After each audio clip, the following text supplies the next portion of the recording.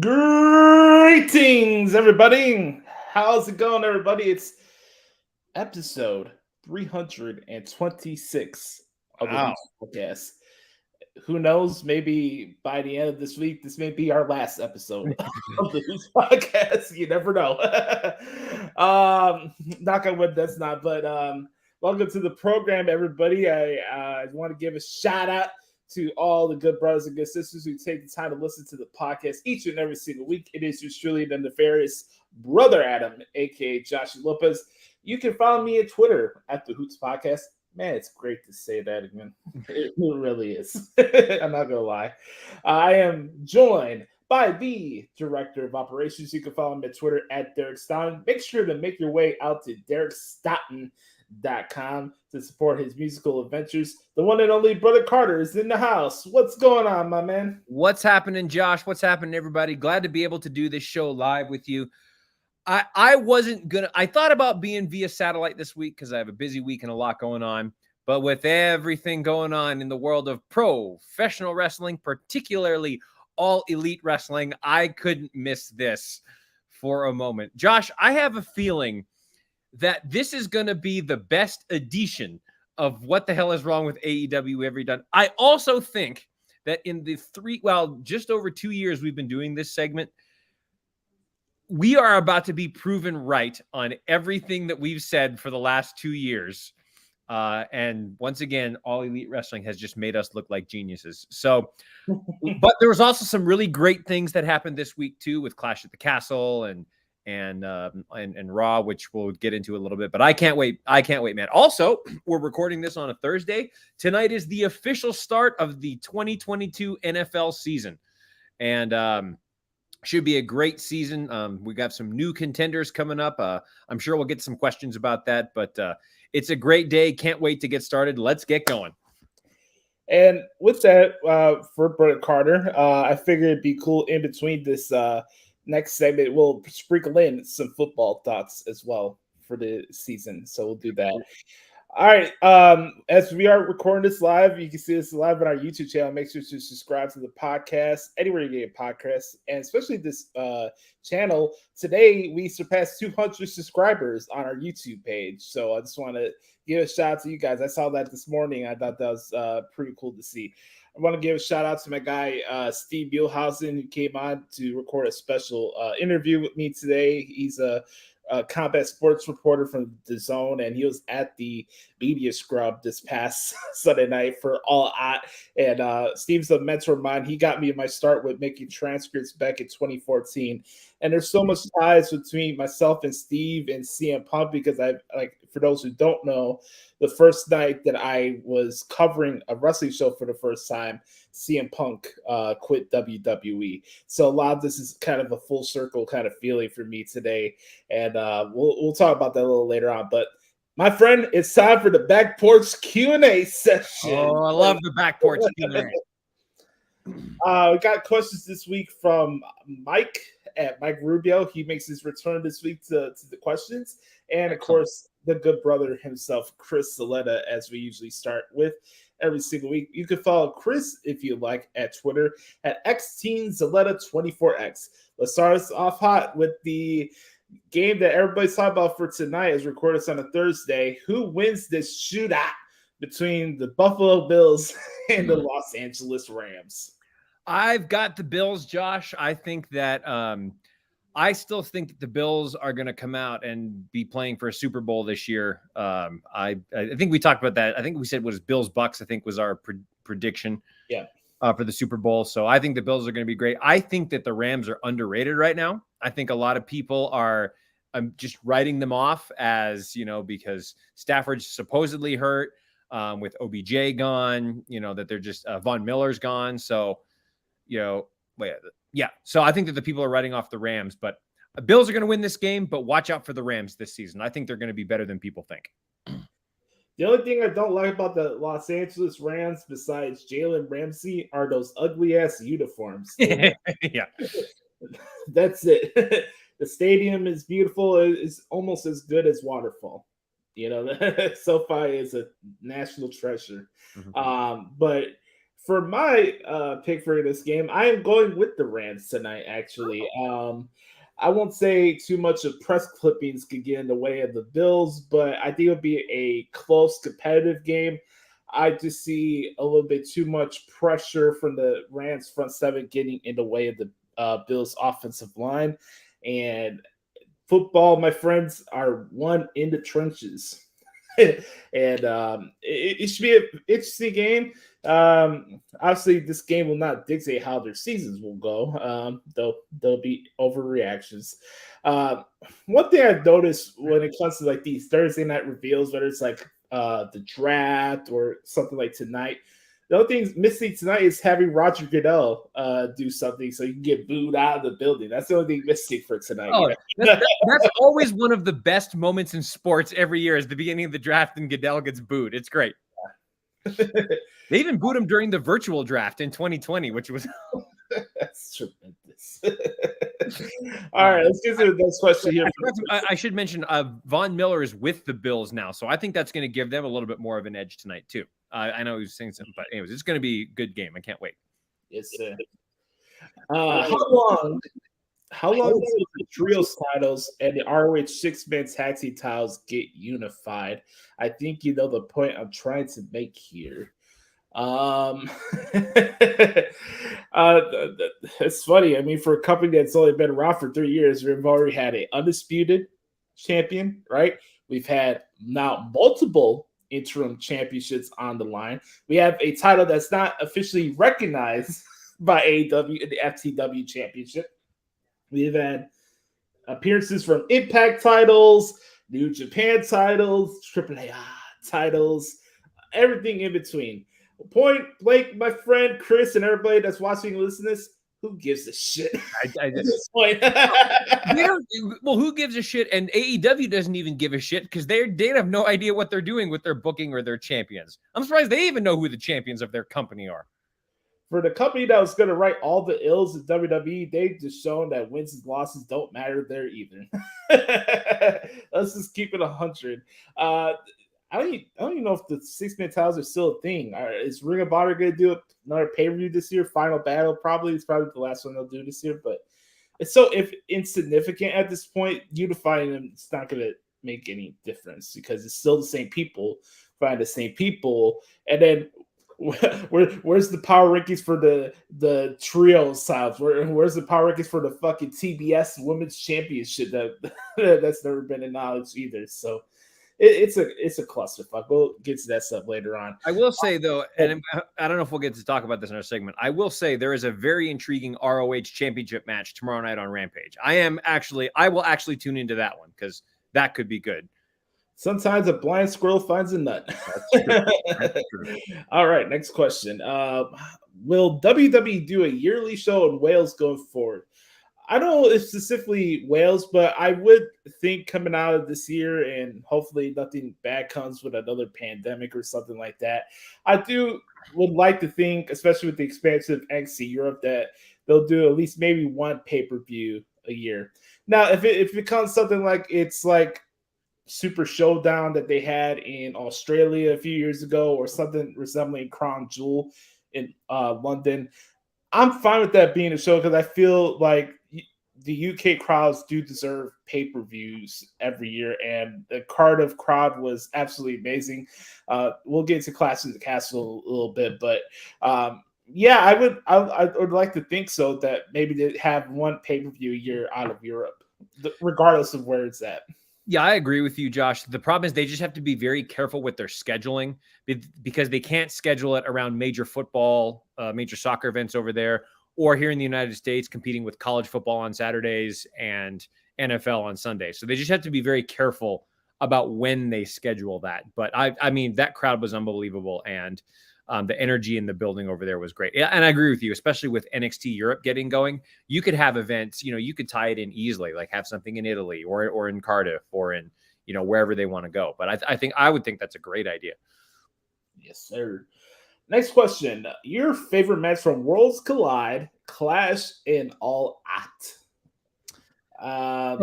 You saw, I don't think you saw the NXT show, right? I didn't. I put it on a little bit, so I'll defer to you on that one. My favorite matches from the main from the other two shows, was Gunther and Sheamus at Clash of the Castle. And then I can't believe I'm saying this, and we'll get into this. But my favorite match from All Out was the Acclaimed versus Swerve and Our Glory. And we'll get into that in just a little bit. But those were my two favorite matches from the two shows that I saw. For me, my favorite matches of the show, I can agree with Bret Carter. Gunther and Sheamus is 1A. But also, I could go with Roman and Drew McIntyre if I wanted to come with a different pick. Two barn burner matches. If you haven't seen those matches, go out of your way to check it out. Different types of stories and just an awesome atmosphere for both matches. Worlds Collide, for me, my favorite match was Braun Breaker and Tyler Bate as the main event. Some people got to put some respect on Braun Breaker's name. Some people are like, I hate this like hate watching shit. It's like, oh, if you're not indie and you start seeing certain guys from NXT get more opportunities than indie guys, that everybody just, I did this crap with Baron Corbin, and we could come up with et cetera, examples. But for here, I think Braun Breaker's good. And I think what would this say for him just to lose the title off like that when Tyler Bate was barely even on the weekly US shows? I love the guy, don't get me wrong, but him losing to Braun Breaker is not a bad thing. All right, and then All Out, my favorite match from that show. There's not a lot of them, but it was FTR and Wardlow against the Machine Guns and Jay Lethal. That was my favorite match. That was how ironic, Brother Carter. Something revolving another company was my favorite match from All Out. How about that? By the way, here's the hot take. I wanted to say this for what the hell's wrong with AEW, but we're going to do it here. We could give the Booker of the Year award to Scott D'Amore at Impact Wrestling this year. We'll do that. Wow, interesting. We'll have to see what Seltzer and Alvarez and their fake awards that seem to have a lot of meaning actually happens, but I digress. Yeah, exactly. All right, let's get to the next one here. Will Braun Breaker be on the main roster once we get to the Royal Rumble? Really quick for me, that would be a no. I think no as well. His time will come too, but there's still a lot of time for him especially to establish himself. Let's not forget, next week on Tuesday is the 1-year anniversary of the 2.0 concept. I don't think they're gonna jet him off to Raw SmackDown right off the gates like that. I could see him being a surprise entrant in the Royal Rumble. I think that'd be okay. Being a Rumble, but I don't see him being as part of. Yeah, no. I actually, Josh, would like to see a feud with him and Tyler Bate. I think that could be. That was I did get to see that match, and I wish that match would have been longer. So I actually wouldn't mind to see a feud between Bate and Breaker. I think that could be really cool. Tyler Bate. Yes. All right. Last question here from Chris. He says, who should be in the top 5 favorites to win the Royal Rumble in 2023? We know 2 with Cody Rhodes and Kevin Owens.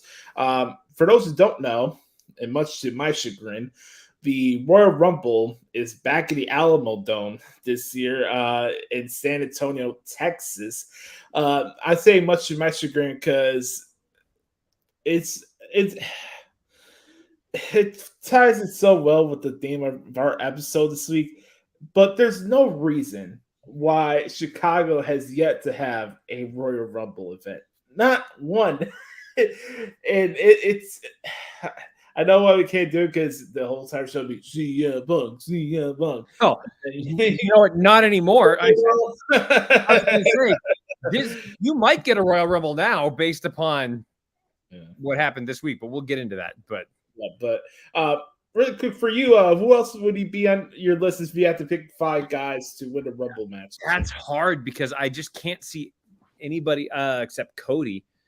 Maybe KO. I mean, it's easy to pick some of the favorites, people like Seth Rollins. Gosh, I don't know. Maybe Austin Theory, just because of what WWE's doing with him. The other one I'll say is maybe Matt Riddle. I'll say those are my ones because Matt Riddle seems to be doing a lot. So, but I can't see anybody else but Cody winning this thing if he's back in time. Yeah, Cody's very big, and I wouldn't have any issues with that. Part of me is kind of concerned that people are gonna be fickle with him when he comes back because he's been out of TV so long. But I certainly hope not with the way he performed in the Hell in the Cell and everything that was going in between. But with this new regime with Triple H and Kevin Owens getting steam and other guys in the roster getting steam, you're gonna start noticing fans be like, "Oh, why isn't Kevin Owens getting a shot? Oh, you're just doing it for Cody." And I don't want that to happen for him, but I know this fan base too much to know that they will be fickle towards Cody once he comes back. I just know it. There's one other person, Josh, that I think it won't happen, but I would see going for a run is Karrion Kross. It's not bad. If they split both titles, I think it'd be a good option to win the Rumble match. We'll have to see how that goes. I'm kind of curious with this for at least for me, because the location of whenever they do the day one pay-per-view next year, I don't know if it's in Atlanta again. I'll have to look into that. But if it's not in Atlanta and they do it in LA, that would be your indicator that The Rock is going to be at WrestleMania this year. If they do, go ahead. I just looked it up. It will be held at the State Farm Arena in Atlanta, Georgia. Okay. Never mind. So, okay, we'll have Cody make appearance at day one, and then, okay, never mind. I was going to say, if they did LA in for day one, I would have a feeling that Roman would lose the title at that show and go from there. Yeah. We'll have to see how it goes. Maybe The Rock doesn't fight Roman Reigns. And if Cody's the one to dethrone the tribal chief, I would not have a problem with that. So, not at all. For me, if I had to pick Brother Carter, I have Cody. Obviously, I got KO. I have Seth Rollins for 3. Karrion Kross for, and however this goes for him at 5, I'll go with Drew McIntyre. Oh, good choice. See how he fits into the scenario, because I thought it'd be a cool idea if you do split the titles, like having Drew McIntyre against Cody Rhodes would be very interesting for a world title match, and then you figure out the other way for the other brand. But yeah, a lot of options, and that's kind of the cool thing. Looking forward to the rest of the year with WWE. We really don't know what's going to happen. So, love it. All right, thank you, Chris, for the questions this week. Always appreciate you. Let's get to Mike Rubio. Make sure to follow him at Twitter at Main Event Swerve. Another good brother down there in Texas. He'll be excited about the Rumble being there. Yeah, I think. Yeah, that'll be. Yeah, Mike, if you end up going, send us some thoughts. Hey, Hoots, I totally missed out on the opportunity last week, but here's some questions for you guys this week. I am, he puts in capital letters, really looking forward to these answers, maybe like never before. Mike says here, first question, are you tired of CM Punk and the complaining / malcontent stuff? He's your guy, referring to me, but still. Mike, I'm going to refrain my answer for what the hell is wrong with AEW, but Brett Carter, the floor is yours. I am going to wait also because I think we need to get into that and what the hell is wrong with AEW. My feelings about CM Punk have been well documented on this show. Let's just save it for what the hell is wrong with every AEW. But I promise, Mike, we will get to that. Don't you worry.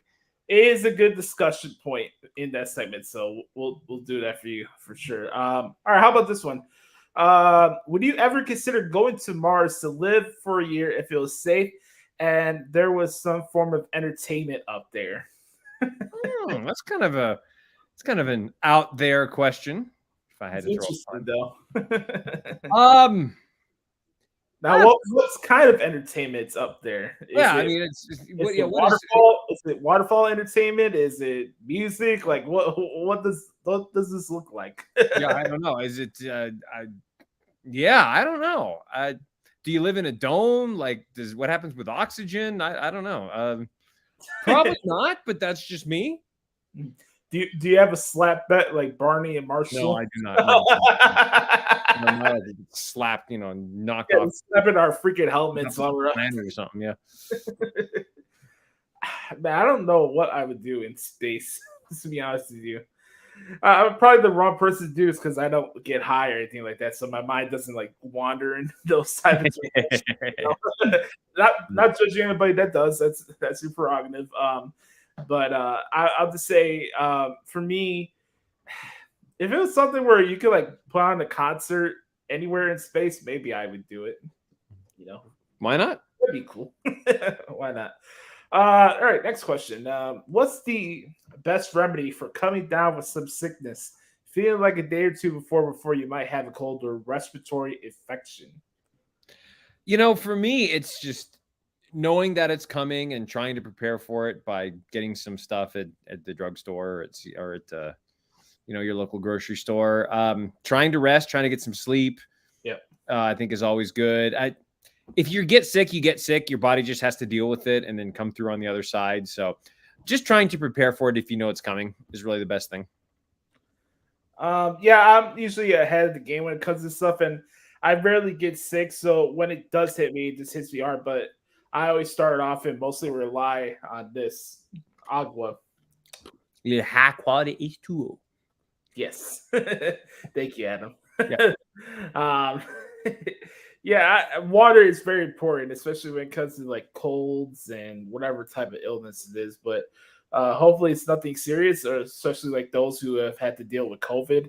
I haven't, unfortunately. I know some have, but when it comes to these situations, you don't have the right answers. But I know the quickest way to start simmering down how you feel it with inside is showers and water. Yeah, 100%. Maybe some chicken noodle soup that's got some good stuff in there for you. But yeah, you said it very well, brother Adam. Well done. Thank you. All right, next one. How weird was the ending serenade to Clash of the Castle? Is that some European custom I haven't seen? I didn't think it was weird. Look, there are oddities. You have that house show element. Now, did they have to show the singing part of it after Drew lost? No, but I didn't think it took away from anything. And if you guys know about Tyson Fury's story, he is known for singing after his fights are over, where he wins and stuff like that. So that didn't bother me, and I didn't think it was a bad thing either because the crowd was still reacting to it.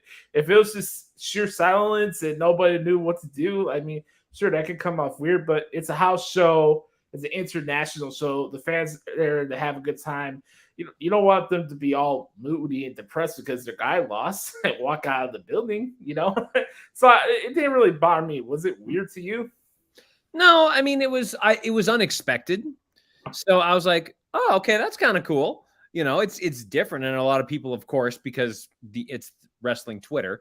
Oh my God, this is terrible. Why did they do that? Oh, this is lame, blah, blah, blah, blah. It was a fun moment for the crowd over there. Like, fine. In whatever, like it was, it didn't bother me at all. I thought it was, again, it was just more unexpected than anything. Number 6 on his list here, he says, if you could only pick one, where would you rather see Pat McAfee, SmackDown or College Game Day? I think this one's going to be interesting. Well, I mean, ideally, I'd like to see him do both, but because I am a big college football fan, and so Pat McAfee is going to add a great deal to those antics on College Game Day. I will say, I think overall he does more for the WWE product than he will College Game Day.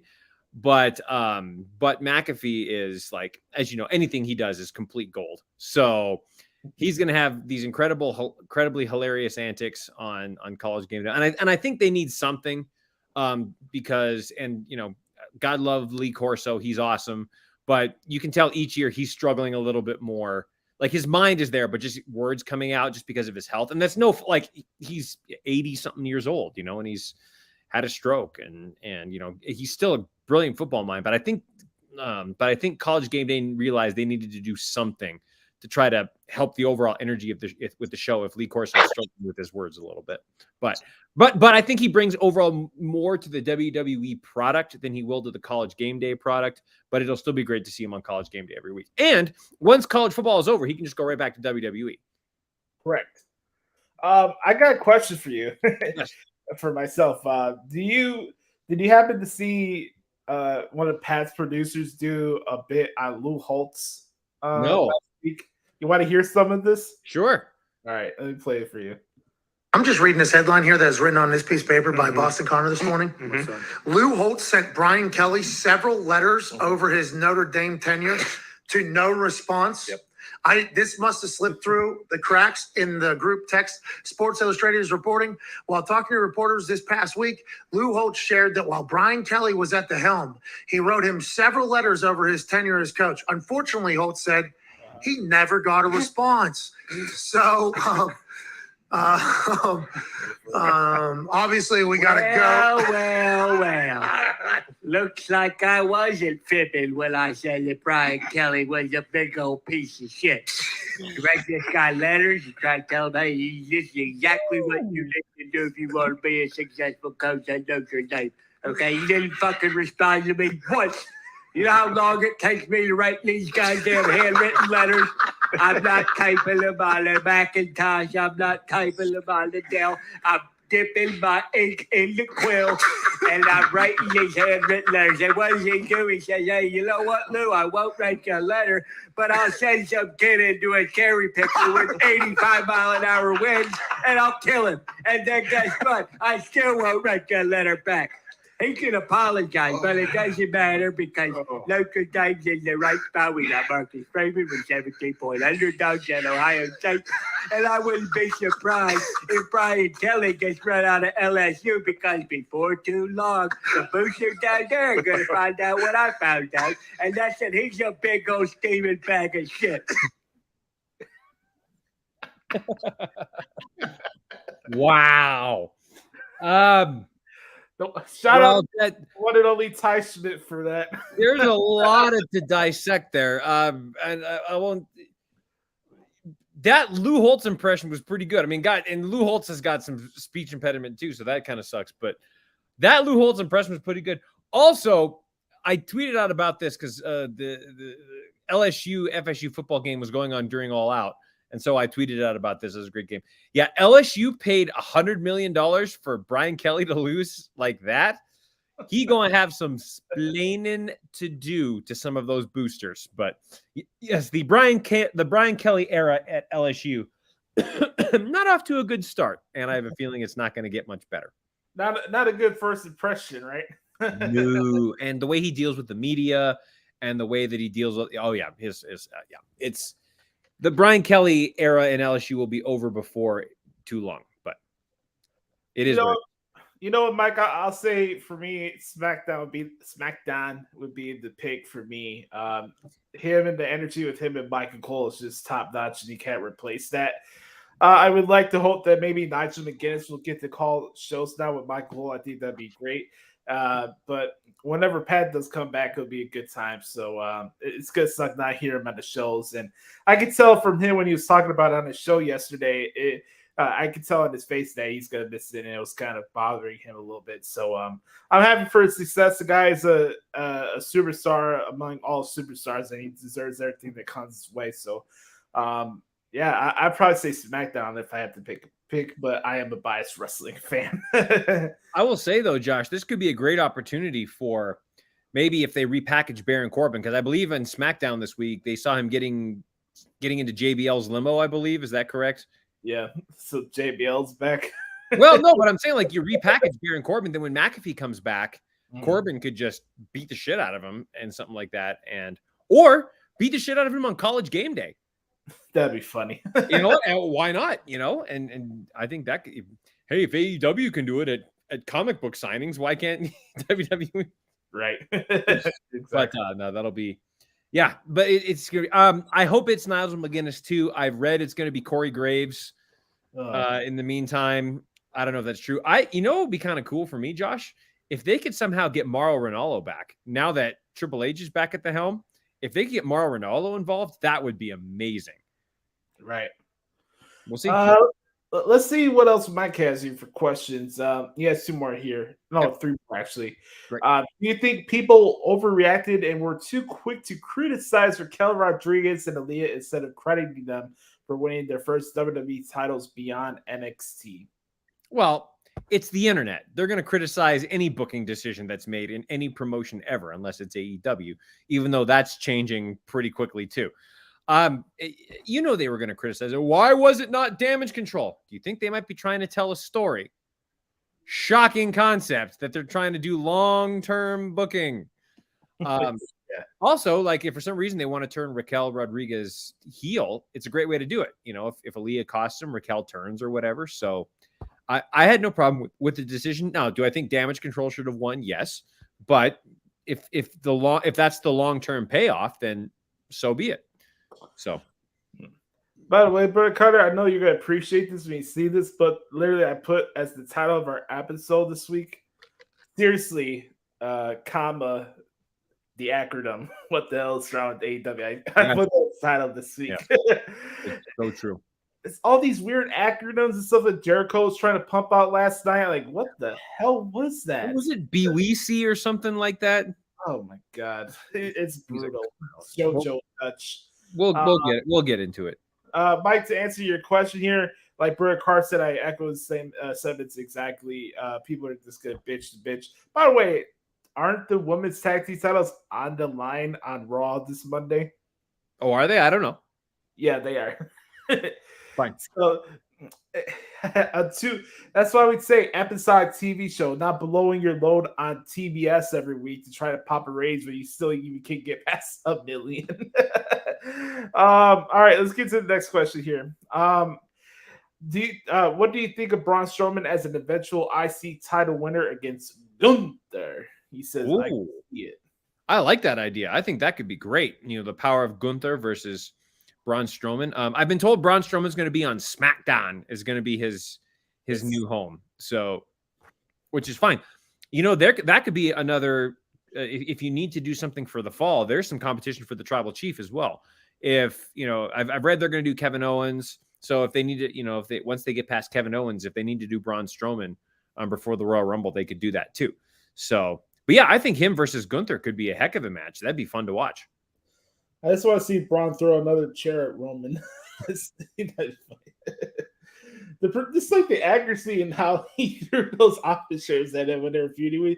By the way, that dude was so underrated. I really enjoyed those matches with him and Roman. So yeah, for sure. I'm fine if they want to do a title program with him and Gunther. That'll be physical. I'm happy that Braun Strowman's back. We'll have to see how it goes. I think Triple H probably wants to have Gunther hold on to that title for a long time. So we'll have to see how it works. I'm curious to see what he does tomorrow. It is nice to see Imperium back, 3/4 of Imperium back. I hope they can do something to make it complete, but I know that might not be happening for a while. Oh, if at all. We'll take what we can get. Last question here for the back porch Q&A. He said, I failed to acknowledge the Tribal Chief Saturday. And that how dare you? that prediction, as well as how many belts he would have made 6 out of 9 right on DraftKings. So seriously, who beats Roman Reigns for the titles? He says, I'm stumped. And he says, I appreciate your responses as always. I appreciate you, Mike. Golly. I'm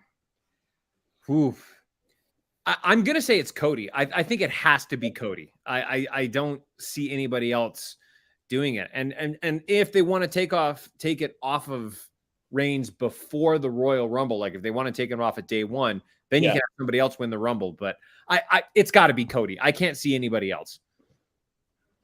Yeah, it's a clean sweep here on the Hoots podcast. For me, it's Cody Rhodes. If it's Kevin Owens, I think that'd be awesome. Yeah. Justice for him for what he had to deal with. But if it's Cody, I'm perfectly fine with that. And I would have been okay if it would ended up being Drew at Clash at the Castle. I would have been okay with that too. Yeah. We'll get into. I think Roman winning was the right decision, but if Drew would have ended up winning, I think that would have been just fine. I would not have had a problem with that at all. Maybe it's just because I wouldn't say I'm not a good bettor, but I need a break from all these DraftKings ads and every show. It's like First Take, all these other shows too. It's not even just wrestling related. I need a break for DraftKings commercials. Yeah, I understand. Listen, as somebody who does DraftKings every week, I understand why you might want to do that. Yeah. Are you getting a good ROI out of that? Not yet, but it's an invest. Hey, listen, I did pretty good last year. I ended up netting like $50 over the course of the year, and I really only bet on college sports. I don't really bet on NFL because I do mostly fantasy football. That's where I do that, but I bet on college sports. Here's my advice for everybody when it comes to like gambling and stuff. If you ever want to gamble on football, especially NFL, do it in a confidence pool, not spreads, not survivor pools. Do a confidence group. So basically, the top number is how many games there are for the week. Mm-hmm. So, for example, we have 16. Get your picks in. Whoever you think has the highest chance of winning, you give them 16. And you go one step down, so one step down from there until you get one. My uncle Vito, love him. He lived across the street from me when I was living by my mom's house when I was growing up. And every football season, he had a confidence pool. And we would do this. We fill out sheets. Like, even for your upsets, you could put a 2 on a pick that he thinks could be an upset, and that could help you out in getting money. And then at the end, you can put in your tiebreakers for your Monday Night Football game. Confidence pools. Get your money. It's a better way to do it if you're going to start a league like that. Interesting. I'll have to look into that. I haven't heard about that, but I like that. I'll have to check that out. Yeah, it's a great concept. Last question. I actually found one here, Brother Carter, on Facebook as we were doing this. Shout out to Brett. He says, what are your thoughts on Solo Sikoa joining the Bloodline, and how are both of you? Oh, well, I'm feeling great. I hope you're doing well, Brett. Thanks for checking out the show as always. I think it's a natural fit. He's part of the family.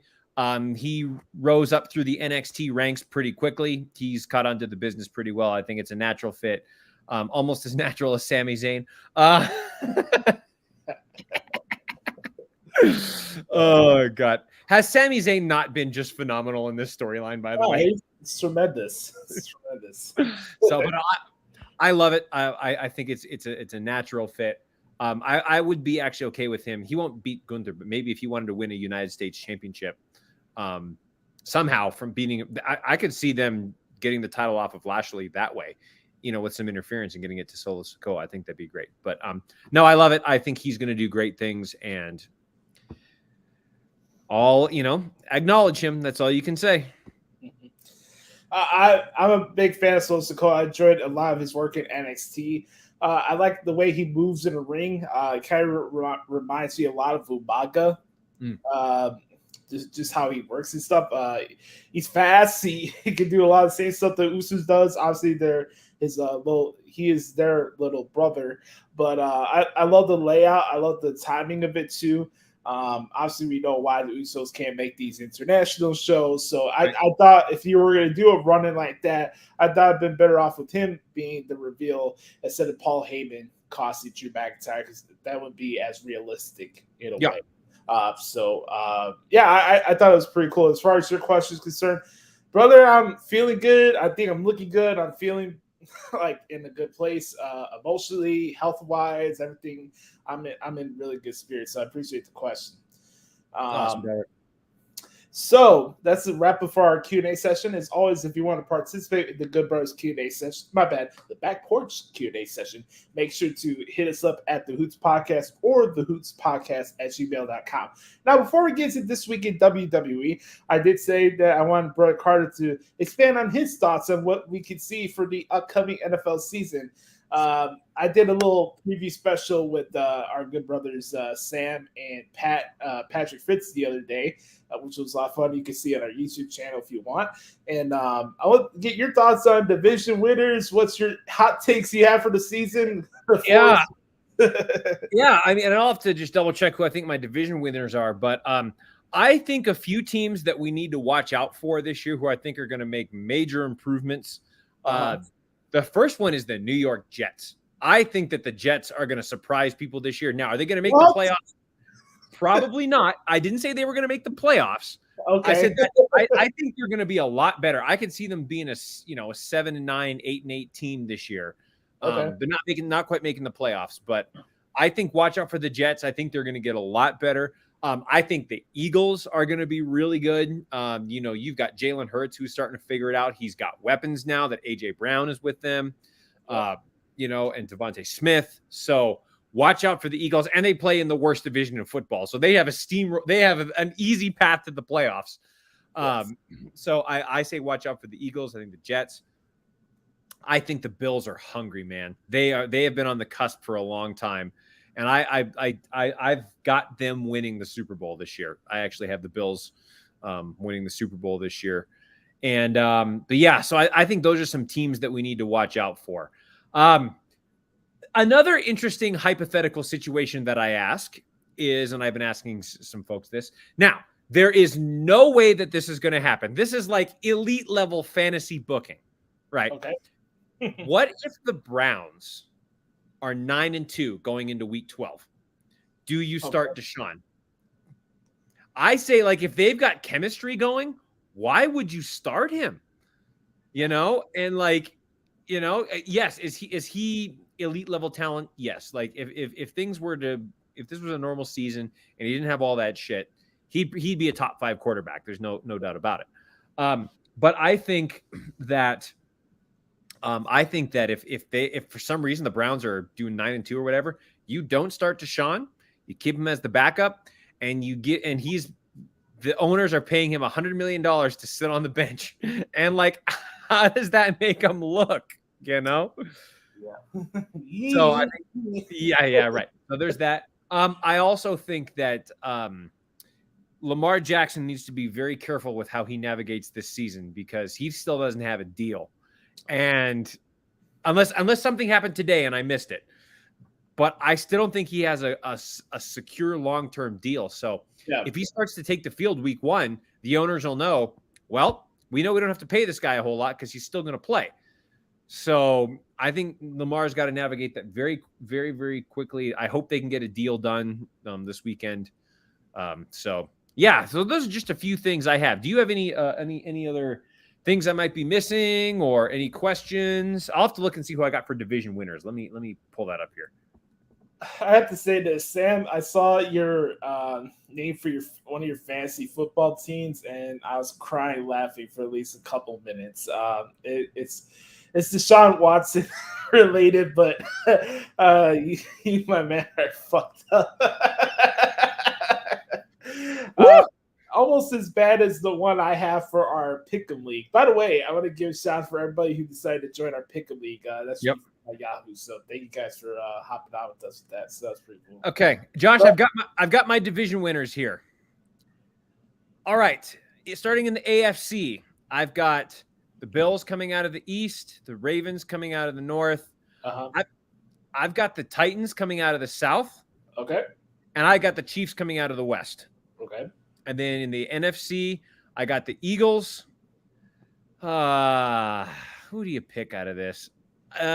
In the North, God, can I say nobody out of the NFC North? Can I say nobody? If I have to pick a winner, I'm gonna take the Vikings. Do it for Rob Shabosky. Yeah, I did. I'm gonna take the Vikings just because I can't pick Green Bay. And sorry, Josh, the Bears aren't coming out of that division. Yeah, I know. And Sam, I've got the Bucks coming out of the South, and I'm gonna take the Rams coming out of the West. How about wild cards? Ooh, wild cards. Let's see. I get 2, right? 3. 3. Okay. Wild cards. I'm gonna take the Las Vegas Raiders as 1. All right. I'm gonna take the Miami Dolphins actually as 1. And the Chargers, because they got Justin Herbert, and Justin Herbert's a machine. So I get them out of the AFC. NFC, I'm going to take 49ers, Saints, and I can't believe I'm going to say this, but the Cowboys. And honestly, the reason I'm taking the Cowboys to go wild card spot is so they can lose in the first round. Yes. They're going to give everybody hope, and then they're going to lose in the first round. And then we get another B-roll clip of all the fans crying. The guy that looks like Michael Cole that got caught cheating on his girlfriend. And then we get to see Stephen A., which is the best part. So enjoy your NFL season, folks. It's going to be fun. Good stuff. I like that, brother Carter. Now, we have to remind everybody that you did pin this down. You did put a note to this. I did say the 49ers will miss the playoffs. Yeah. You are holding me to that, yes. Dib. I have them as a wild card, but we will see. Yes. All right. So let's get to this week in WWE, shall we? Let's do it. I'm not gonna spend too much time on this, even though we probably should, because we don't want to come up as haters and negative people. We're not. We're gonna be haters this week. We're gonna be haters this week, not in the WWE segment, but yeah. Okay. But I want to play a clip here really quick of Kevin Owens and Austin Theory from Raw this past Monday. All right. I always like to preach about maximizing your TV time and making sure your TV matches have a purpose, even if there's nothing on the line. And this is case in point right here. But you know what I despise more than anything in this industry? It's arrogant people and delusional people. Now, we've had some really arrogant people. We've had some extremely delusional people in WWE, and you certainly won't be the last one we deal with. But right now, currently, you are at the very top of that list. A great example of how delusional you are is you're complaining about what Tyson Fury did to you. But what Tyson Fury did at Clash of the Castle, that's the name of the show, at Clash of the Castle is he did you a favor.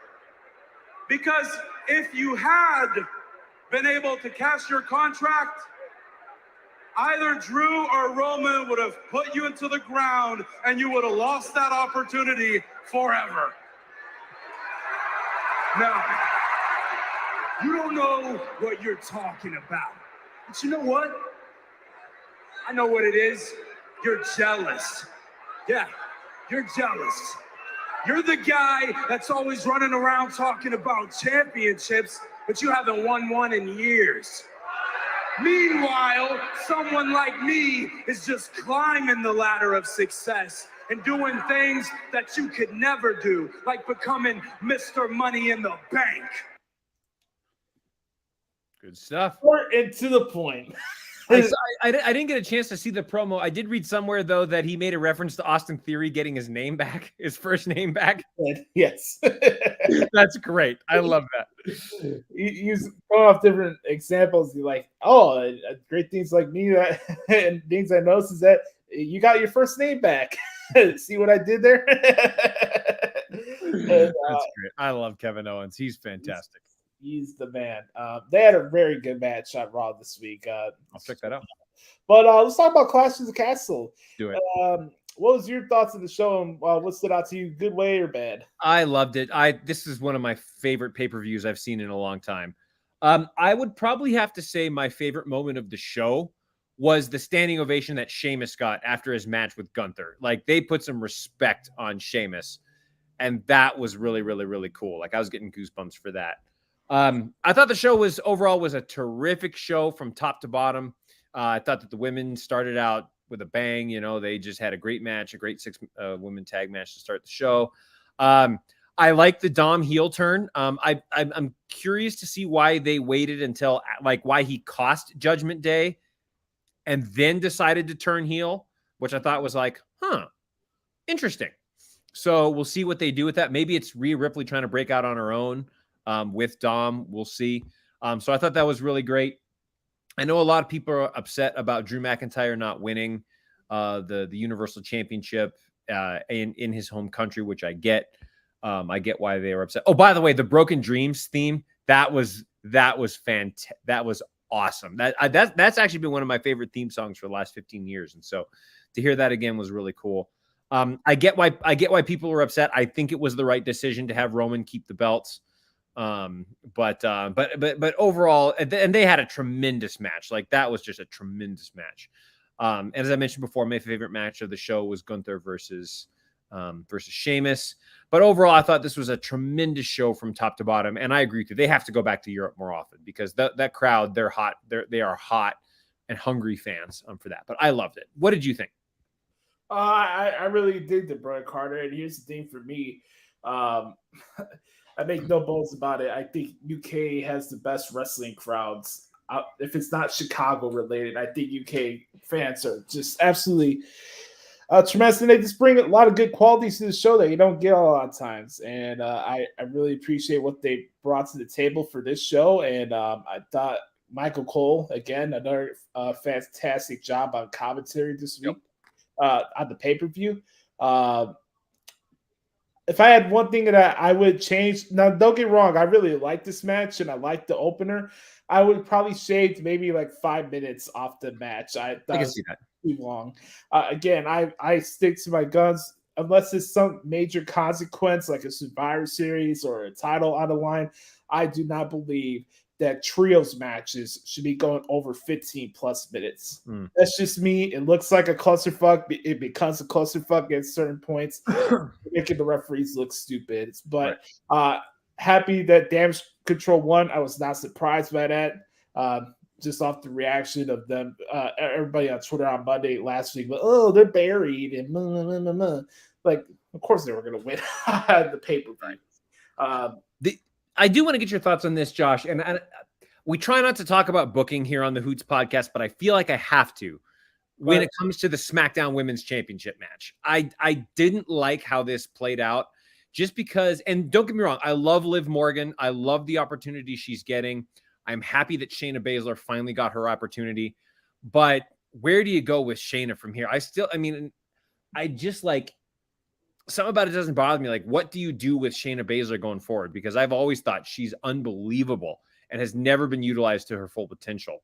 So I'm happy Liv Morgan got the win. I understand why Liv Morgan got the win. That's all fine. But I just don't know what you do with Shayna Baszler from here because she lost clean. Like, she lost straight up clean. And like, you've got this badass MMA fighter who, and nothing against Liv Morgan. As I said, I'm happy for her. She's done a lot of work, but she just doesn't have that same type of badassness that Shayna Baszler does. So it's like, where do you go with Shayna Baszler from here? You can't have, so that's just the only thing that I worry about. Well, her being a badass has nothing to do with, capitalizing on overconfidence. You can be a badass and still get your ass whipped. That's true. But for me, I look at it from a bigger picture point of view. Yeah, Shayna's not the end game here because Ronda Rousey's still around. So I don't think you're just going to randomly have Ronda fight Shayna at Extreme Rules and get that. Like, it's something you could probably do down the road. There's just a lot of things that go into it. I don't think it would be a good look for Liv Morgan for her to lose the title in 2 months. Well, and I'm not saying that she would have had to lose it, but maybe like have some sort of controversy or something. I just think right now, and this maybe I could be wrong about this, but I feel with Triple H, they probably just want as much clean finishes as they want, so they don't have to hear the crowd being like, "See, nothing changed. Here's Vince with these disqualifications and no contest and blah blah blah blah." I could be totally wrong, and I'm open free game to understand what the real execution was. I was kind of surprised that Liv won the way she did too. I'm not gonna lie for that, but I can see a bigger picture here that I don't think this is the end game for Shayna. I think she'll still be around this title picture, and we'll have to see how this goes. Sure. I like it. The other thing I want to say, Josh, and get your thoughts on this. As we mentioned, a lot of people were upset about the Drew not winning the title in his hometown and said this was a misstep for Triple H. Yeah. I completely disagree because he's got to be very careful with how he takes the title off of Roman because they've built him like he's been the champion for over 2 years, and to have him lose the title in his first major match. That's like, okay, they're completely trying to do 180 with everything. And that's not really fair to Roman Reigns. So that's this. He just know that going forward, Triple H has to navigate the Roman Reigns situation very carefully. By the way, did you see the press conference afterwards where Roman Reigns, that was outstanding. Yes. Made him acknowledge him and just walked out. Like, that's how you do a press conference. Just saying. And I was glad it was that kind of reported too, because he's one of those guys that like to stir the pot and do like the AEW stuff. Oh, does he? I don't know that reporter from Adam, so I don't know. Yeah, so I was glad to see that. Acknowledge your tribal chief. I love that. It's great. Really quick for me, for my thoughts of the show. Like I said, the only thing I would have done different is shave off the time of the opening match.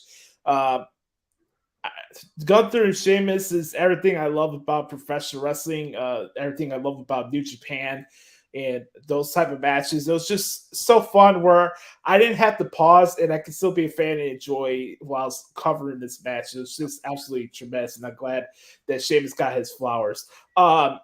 Agree with everything you said about the Mysterios and Judgment Day. Edge's entrance was awesome. Yes. The energy when he came out was just tremendous.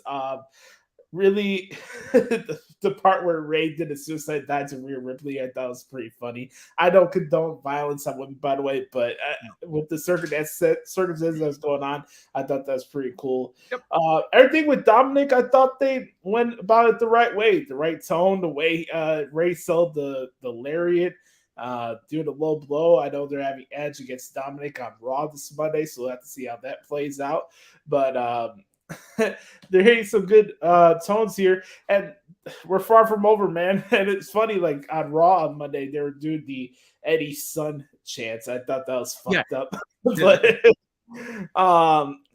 yeah, I'm curious to see where that goes. But here's the thing, there's only 6 matches on this show, and even then, Seth Rollins and Matt Riddle put on a barn burner. Yeah, that was awesome. Yeah, that was awesome. Loved it. If any of the matches I thought was going to go double DQ Jones or whatever, I thought it was going to be that. And then the main event is one of Roman's best matches in this tirade. I got off my seat a couple times. It's like some of those false finishes was great. I really thought when Drew did that Claymore after the spear he gave him, I thought that was it. And just everything with that, it was just crazy energy and adrenaline that's going on there. I thought it was a really nice touch too that Roman looked rattled when the crowd didn't acknowledge him and was booing him. Because I thought that was great because in the States, Roman is cheered like he's finally won the fans over, but.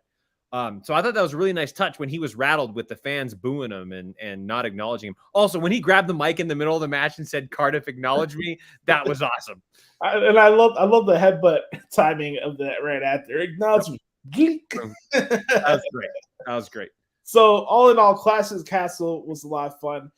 Really quick, the Worlds Collide thing. I really enjoyed the triple threat match with the ladies. Mandy Rose is now your unified NXT Women's Champion, beating Blair Davenport. Good waterfall. And Miko Satomura was on the show as well, so that was a good women's match. We talked about the Braun Breaker match earlier. Carmelo Hayes and Ricochet was pretty good too. So Worlds Collide was pretty solid, but all in all, some good stuff. Right now, when it comes to these Raw and SmackDown shows, I really don't know where certain things are going, and I kind of like that where I don't have to pinpoint everything like we were the last couple of years. So I'm curious to see what they do tomorrow on SmackDown. Extreme Rules is the next premium live event in Philly. We'll have to see where things go from there, but I'm sure we're not done with the pettiness with Seth Rollins and Matt Riddle, so I'm sure we'll get some fiery promos.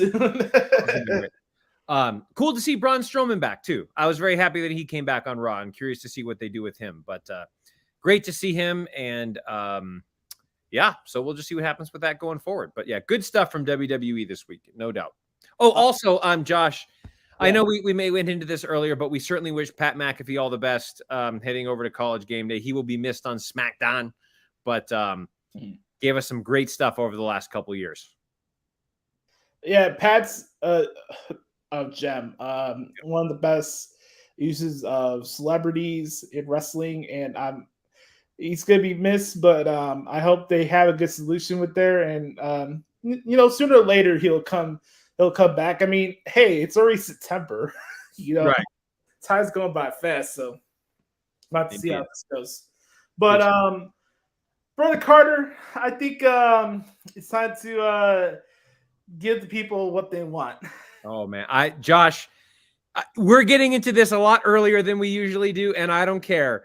This is a thing I think we've all been waiting for at least 3, 4, 5, 6 days since all the crap went going down. It's the segment you love. It's the segment I love. It is the flagship segment. And in this case, the name of the episode of the Hoots podcast, it is What the Hell is Wrong with AEW? And we're going to get it started in a 3, a 2, a 1. Beat your meat, beat your meat, beat your meat, beat your meat, beat your meat, beat your meat, beat your meat, beat your meat. I'm telling you, my time is right now. Right this minute, 2022. We're living it. My time is now. My time is right. God damn now. And what intensity. It's time for What the Hell is Wrong with AEW? You had to put the clip of the future world champion because they're not going to put it on anyone else.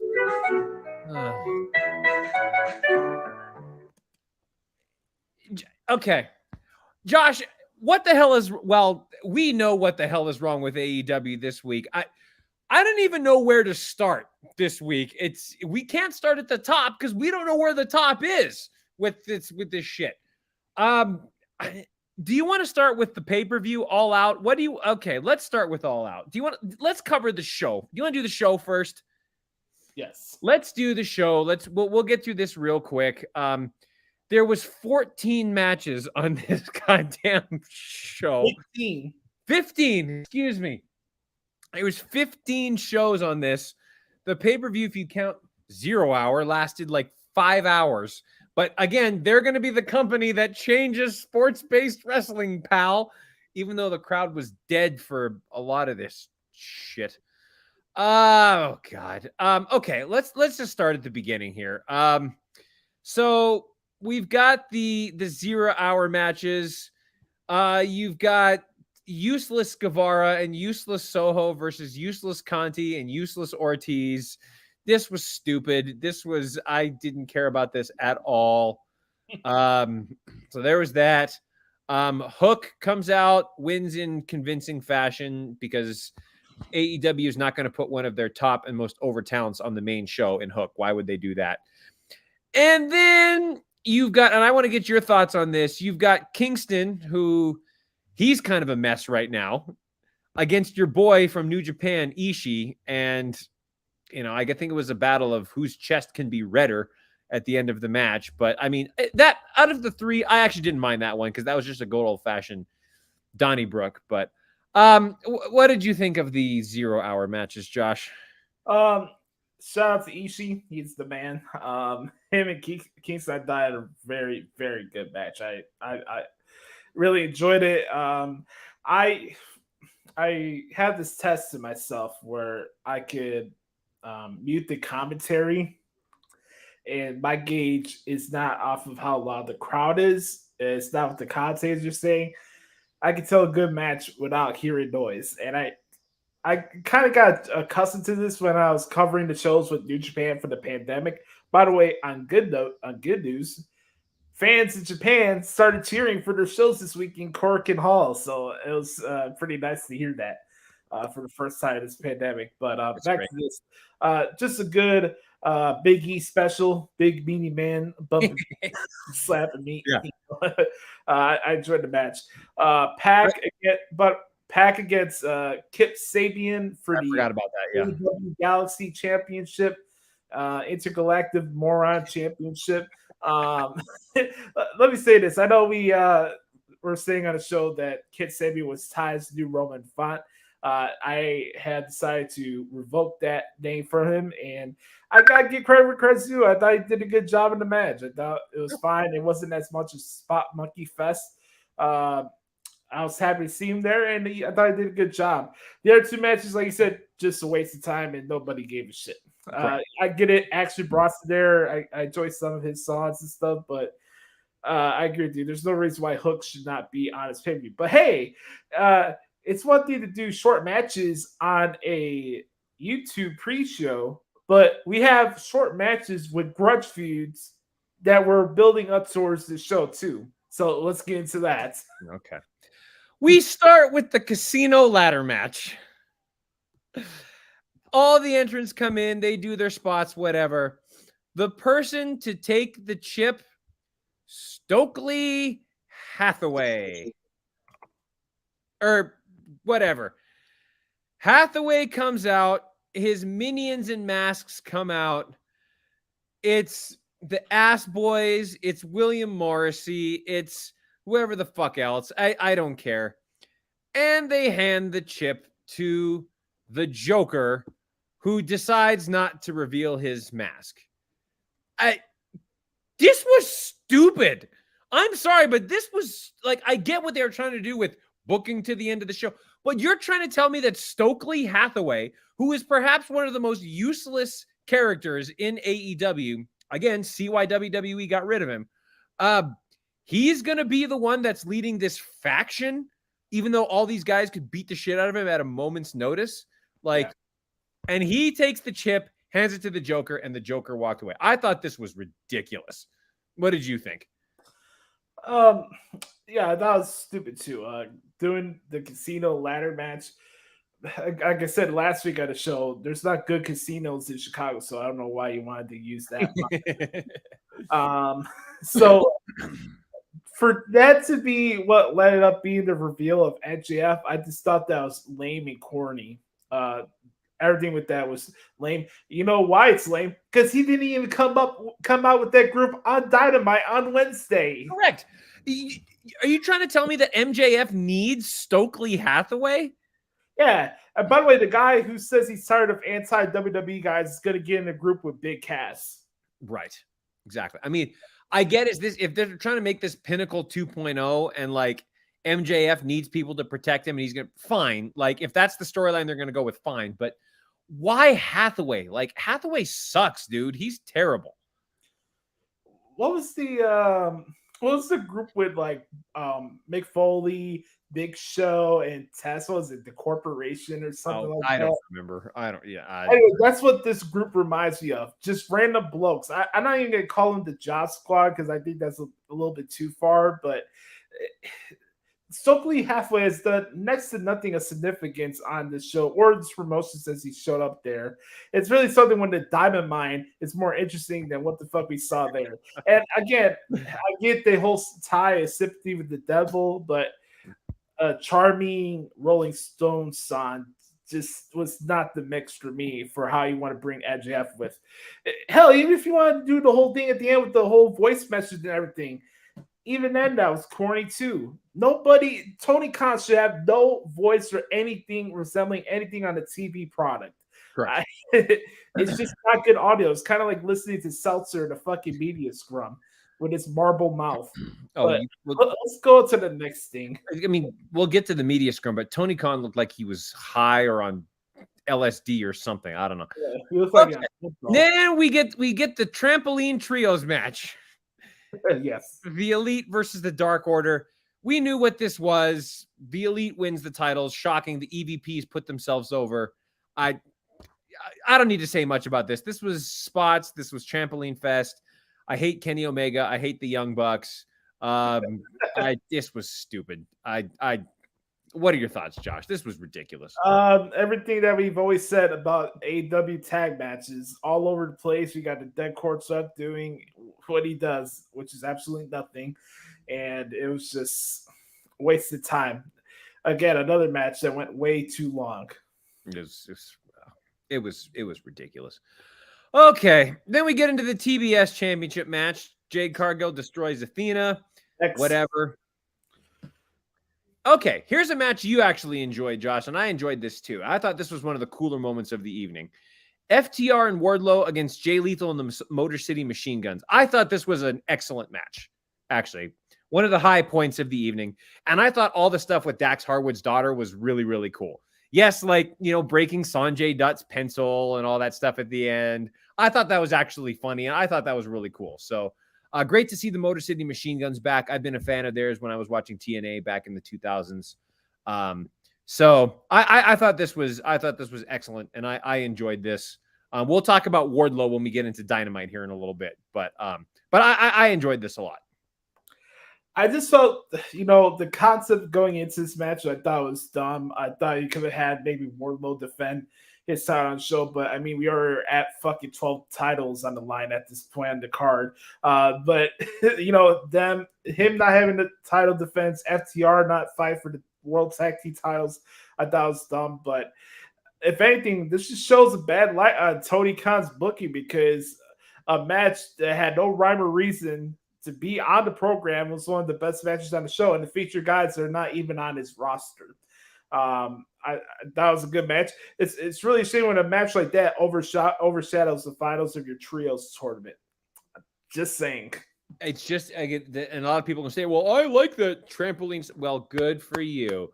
Yeah, no Kaiju King battle, or if Chikara is still around.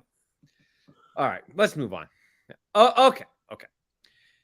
Josh, would you agree that Ricky Starks has been one of the finest parts about AEW programming in recent weeks? Yes, few and far between. Yes, he's fantastic. He got a 4-minute match with Powerhouse Hobbs. Now, I heard rumblings that Starks got injured and they had to cut this short. If that was the case, then we'll give him a pass on this.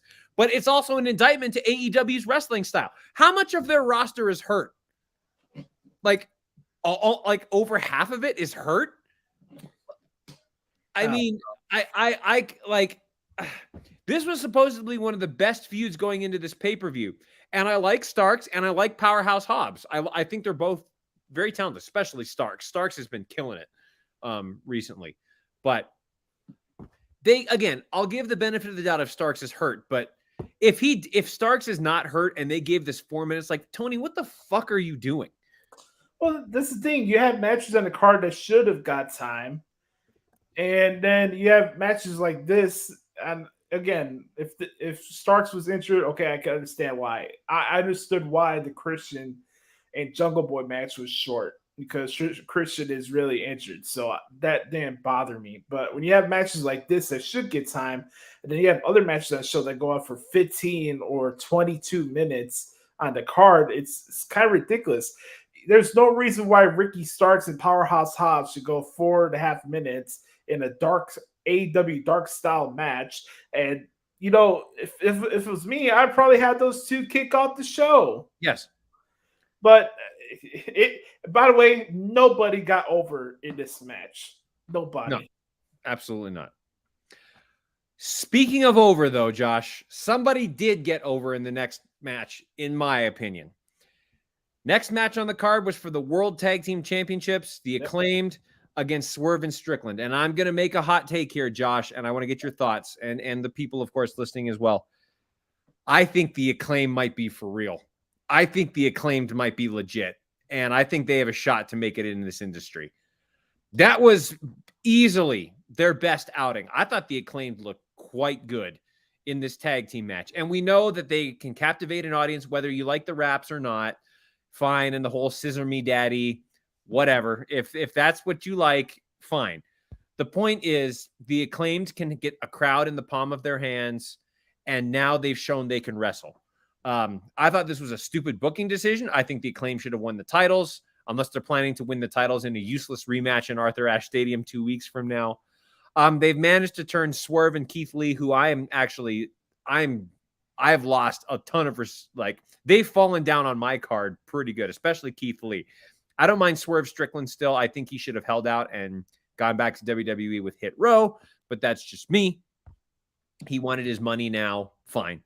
But Josh, I think the Acclaimed might be legit. I think the Acclaimed might be for real. And I think the Acclaimed could be big stars in this industry. And they proved it in this match.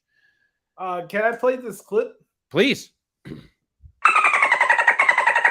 Shut up, Josh. What are you talking about? I've said, You get, and listen, don't forget who the director of operations is, pal. Don't forget who's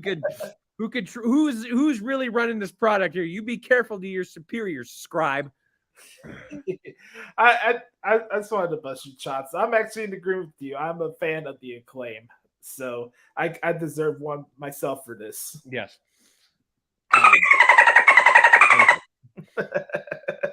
Now, right. what did you think, Josh?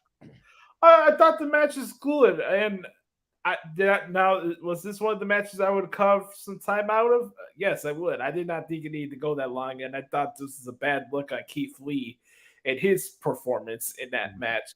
But I'm a fan of Swerve in the ring. Outside of that, he comes off two-faced to me.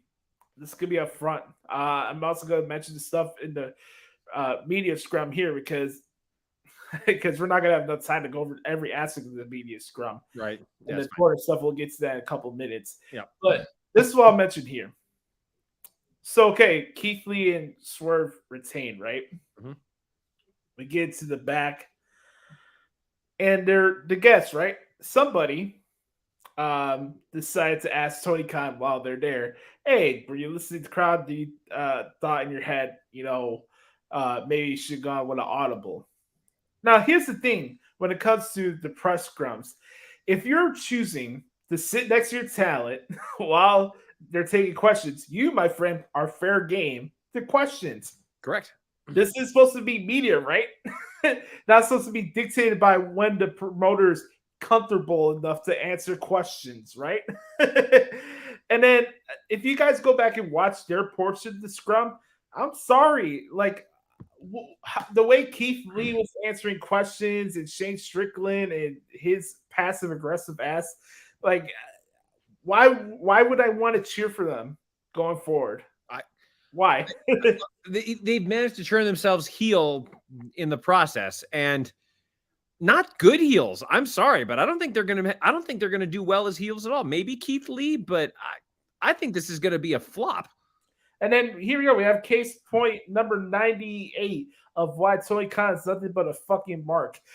This dude decides to openly have a booking conversation with them, trying to convince them why it's a good idea to have a rematch at Grand Slam. What the fuck are we doing here? Let's go to the next match before I pop. Yeah. He's in a national embarrassment. Okay. Speaking of embarrassments, the women's four-way match was next. Toni Storm wins. There's some dissension between Britt Baker and Jamie Hayter, which we knew was going to happen. I was indifferent. Josh, did you hear how uninterested the crowd was in this? Yes. Did you see? They couldn't give two flying shits about this match at all. And that's what says about their women's division. Go ahead. Yeah, let me add on to this because this also happened at Forbidden Door too. I've heard that people are walking out while this match is going on. If you want a reflection or a state of what the women's division in AEW looks like, that crowd reaction or lack thereof tells you everything you need to know. It was a waste of time. It was a complete waste of time. The women's division is basically dead in AEW. Now that Thunder Rosa, I've heard rumors and reports that she's requested her release from the company. She was one of the only bright spots. That's not true, actually. That's not true. Okay. I've heard conflicting reports whether she had asked for her release or not. So, okay, good. Well, I'm glad we got that out of the way. But still, she's one of the only bright spots in the women's division. No offense to Toni Storm, who I think is fantastic. But this was nothing. Jade Cargill is the other bright spot in the women's division, but she's clearly only worthy of a secondary title, apparently. How about this for a take? Toni Storm is in no better position right now than she was getting cake thrown in her face. Correct. Charlotte Flair. Absolutely. I'll say that, and I have no regrets to say that because it's the truth. I don't care that she got the interim championship. Again, stop doing interim freaking titles.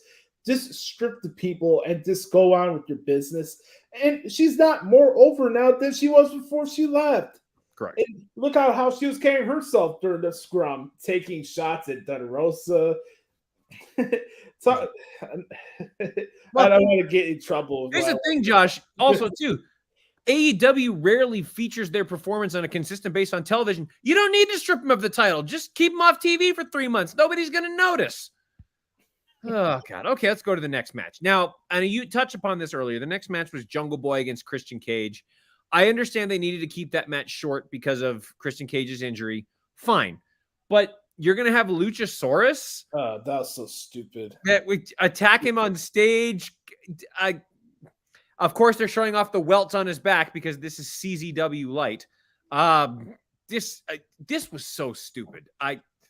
Here's the thing, if Sting's not gonna freaking have a no DQ match and hit people with baseball bats, why didn't Christian Cage just hit Jungle Boy with a bat while he was making the entrance? If that's the route they wanted to go with here, attack him right in front of his mom and sister that are right in the front row with a baseball bat. Right, fine.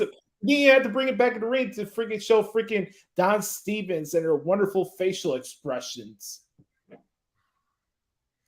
Dumb booking. Shocking. Okay. Next up, we have Bryan Danielson versus Lionheart Chris Jericho. This was what it was. It's fine. I don't like that Jericho get the win. I thought that the ending of this was incredibly sloppy. Shocking in a Jericho match. Danielson, props to Danielson for making this look as good as he did, because that just shows you how talented he is. But this was, dude, Jericho is such an embarrassment. He is an embarrassment to himself, to the company, to professional wrestling. This was, what do you think? His character in Jericho Appreciation Society absolutely sucks. I agree with that. I'm not getting off that horse. But I will say this, and I had to play this sound one more time for myself. Because, again, I did that experiment where I try to be objective as I can and give different approaches, even for matches that I'm not interested in. I said it on the show that I was not interested in this match. So I decided to turn the volume off and just type it out. And I found myself enjoying the match more than I thought I was going to.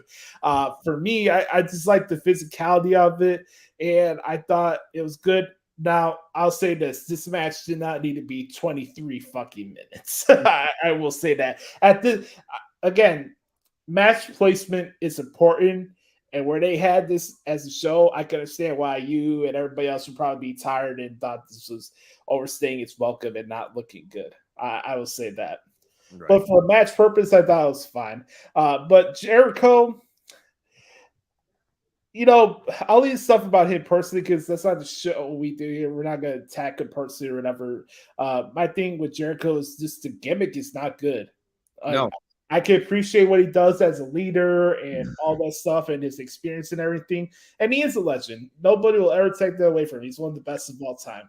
But as far as the character, it's stupid. And why was he going over Danielson just to lose next week on Dynamite? But hey, AEW doesn't do 50-50 booking, right, Brother Carter? AEW doesn't. They don't know what the hell they're doing. Like they booked their show the day of, like, oh, who's going to win? All right, cool. Why not? Whatever Tony Khan is feeling like. Okay, moving on. We get the most useless trios match or uninspiring trios match I've seen in a long time, which is unfortunate. House of Black versus Darby Allin, Sting, and Miro for some reason. This match was sloppy as shit. Oh, it was terrible. Miro, I guess, was trying to make up for not being booked on TV for 3 months and just kind of doing his thing. I will say, though, Josh, I am impressed every time Sting wrestles because for a 63-year-old, the dude can go. So that's very impressive. Darby Allin wants to be a slapstick sidekick. We've heard rumors that Malachi Black has been granted his AEW release to deal with some personal issues. So I thought some prayers go. Yeah, absolutely. Feel better, Malachi. Great performer. I really like the House of Black entrance. I thought that their entrance was quite good. This was sloppy. This was unnecessary. This was a waste of time. I don't get why Miro is now with Darby Allin and Sting. It makes no sense to me. They made the House of Black look like the factory. Yep. This was a waste of time. Let's get to the main event because that needs to be a good advertiser for what we're talking about next. So, your main event, you've got cosplay Stone Cold, Jon Moxley against, well, we'll save it, against CM Punk, who is starting from this point, will have managed to ruin his career over the next hour. The next hour from when this point started till an hour later, CM Punk has ruined his career. And we'll get into that here in just a little bit. I mean, you knew what was going to happen because a Mark Booker made this thing happen. You knew Punk was going to win the title in Chicago because, you know, you knew it was going to happen. I will say I was surprised that Punk was the one that actually bled. I figured Moxley would bleed 30 seconds into this thing. Yeah. But it was Punk that actually decided to go with the Crimson Mask. The match was what it was. We knew what was going to happen. Punk was going to win. And then we get the big reveal that MJF is back. And don't get me wrong, I'm very happy that MJF is back on my television screen. It'll actually make AEW at least one segment worth watching every week. But what else can you say about this match, Josh? It was lame. It was boring. It was the guys can't go. Punk especially, like he doesn't have it anymore. Of course, the Mark has him go over in his hometown. MJF is back. And then the real shit hits the fan. Let's deal with the match first. Then we'll get into the aftermath. What did you think of this, Josh? This shows again why people calling Tony Khan a Booker of the Year need to be drug tested. Just again, to think about what we were talking about last week going into this pay-per-view over the fact that this schmuck decides to do hot potato with the world championship. But again, this is the company where wins and losses matter. And we have rankings and all this. Stop lying to your customers. Stop leading your people astray, as Stephen A would say, or run amok. Yes. But like, I'm watching this match and it's on fucking autopilot mode. And if we're gonna start this whole CM Punk stuff here, I'm gonna start with this. He looked like Michael Jordan on the fucking Washington Wizards. Yep. Maybe it's the gear, but he looked like, you know what that looked like, Brother Carter? What's that? The end. Yes. The end. Oh, absolutely. Absolutely. And but like, we'll get into the media scrum here in a second, but you knew this wasn't going to be the end because he would eventually put the title on if things had gone according to plan. You knew MJF was going to end up winning the strap, but I think his career is over. It has to be. His career has to be over.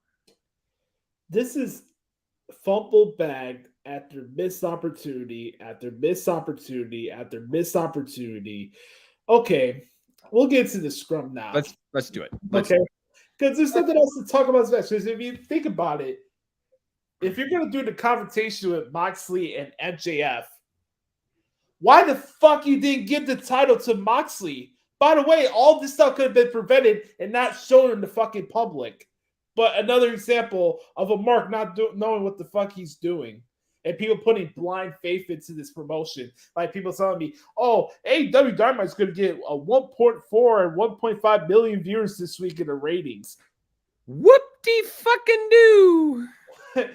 Boy, that take went south really quick. By the way, Brother Carter, they only increased in 15,000 viewers this week. Oh, I didn't know that.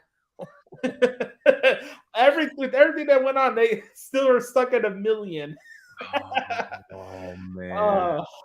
And okay. Here's the thing with our segment. Yeah. One thing I'm proud of the fact when we had this segment is the fact that we stood on topic and we didn't talk about ratings and we did not talk about WWE. Nope. We kept the conversation about what the conversation needs to be had. So many people go into talking in circles about WWE to tie into points that they're making about AEW. We're talking about one thing. We can have a conversation about AEW. Yes. And Josh, let's do that. Okay, so let's get into the media scrum. So it starts with CM Punk, and somebody asked him about Colt Cabana, I believe. No.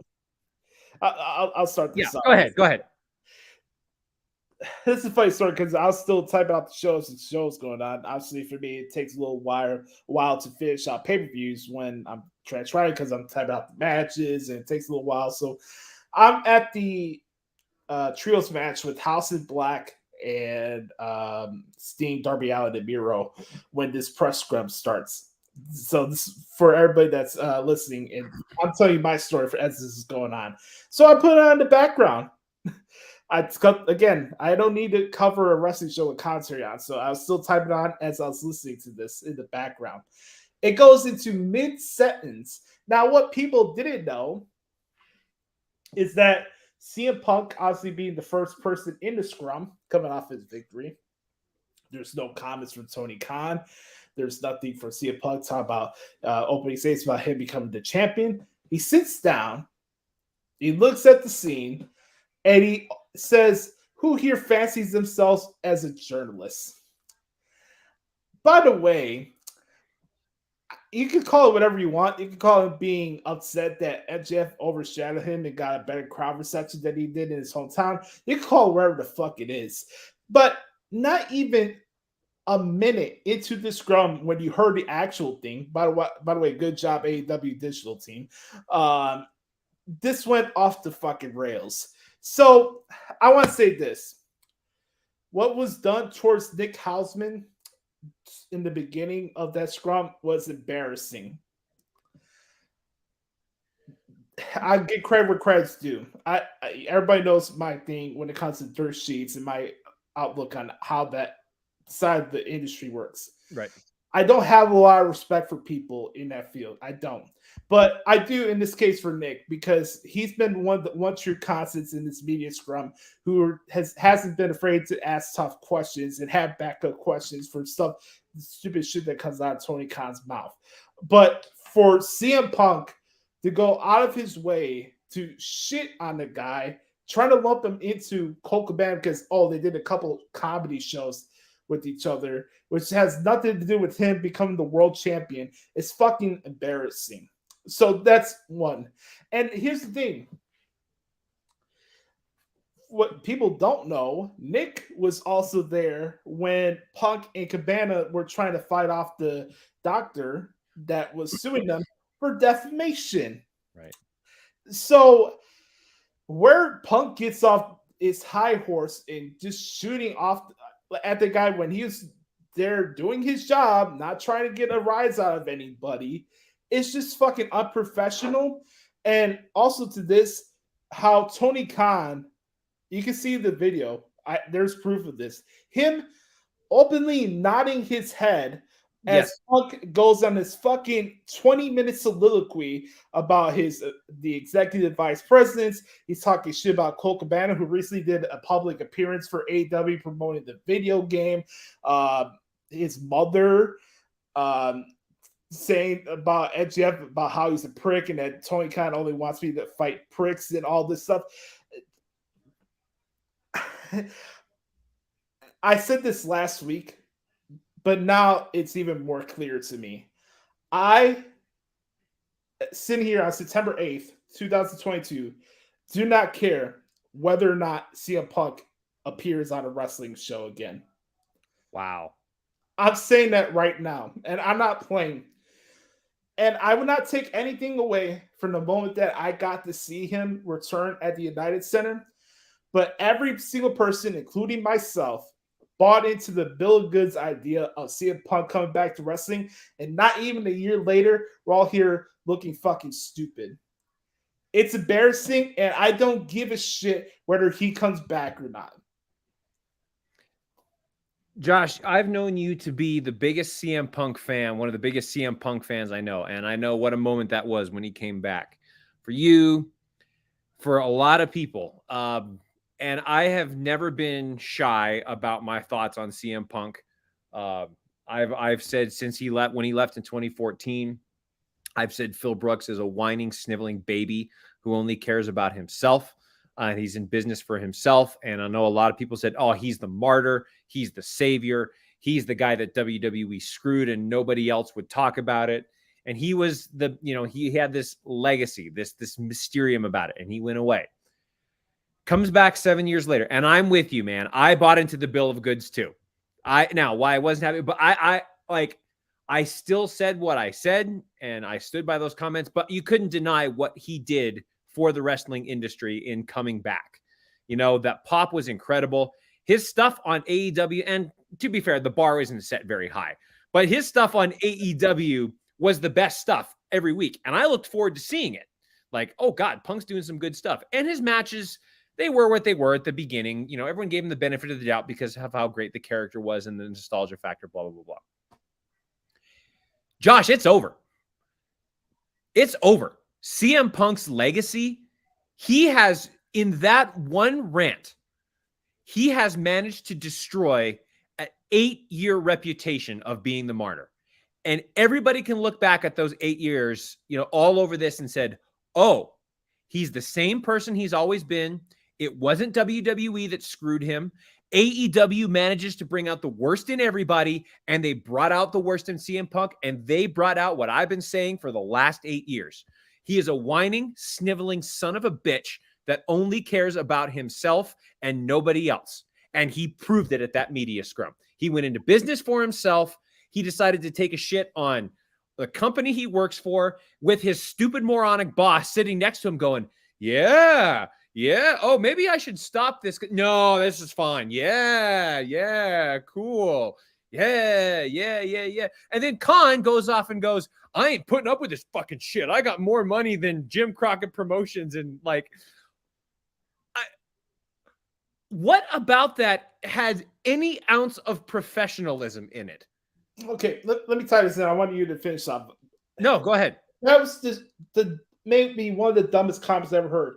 I have more money than Jim Crockett. Motherfucker, you own the Jaguars and they're still fucking ass. It doesn't fucking matter how much money because you don't know what the fuck you're doing with anything you fucking own. No, they hired Urban Meyer as their head coach. Okay, Josh, they hired Urban Meyer to get a pop. They didn't hire him to run a football team. They hired him for media attention. Like, at least, okay, you know, and a lot of people are making these comparisons to WCW, which is true. I mean, AEW is going to go out of business. Like, this is the beginning of the end of AEW. We've been saying it for a while, but this is truly the beginning of the end of it. We haven't even gotten to the Elite yet, which we'll get into here in just a second. But at least with WCW, they had people there that knew how to run television. You know, Bischoff at least kind of knew how to run television. He didn't know how to run a wrestling company, but he knew how to run television.